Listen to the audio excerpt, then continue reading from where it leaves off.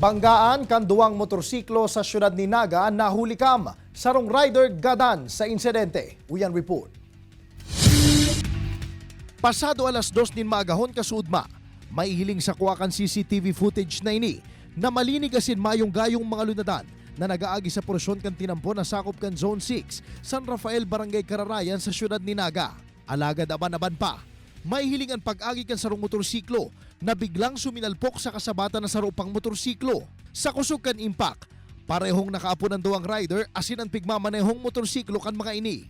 Makalinis ang pirang minuto, may hiling man ang pag-abot na kan mga tao sa lugar na nagtabang sa duwang rider na madara sa ospital.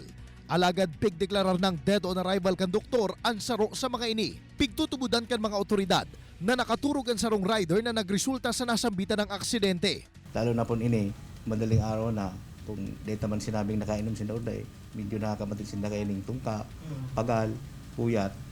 Kaya medyo siguro, kung hilong ta naman sa footage mingaring nahiling, halos na sa taho na sinda kang tinampok. Pareho man subot na may helmet asin lisensya ang duwang rider.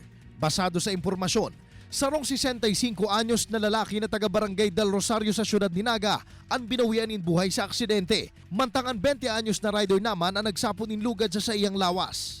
Kung isipon po kaya naman, sabatan sinda, kung medyo aware sinda naman sa mga pag-drive ninda, makakailag po sinda kaito. Sa ngunyan, pigahalat pa kan mga otoridad ang desisyon kan pamilya kanagadan kung masangat inining kaso sa nakasalbar na rider. Kaibahan si Carlo Abunita, Jesse Cruzat, Balitang Bicolandia.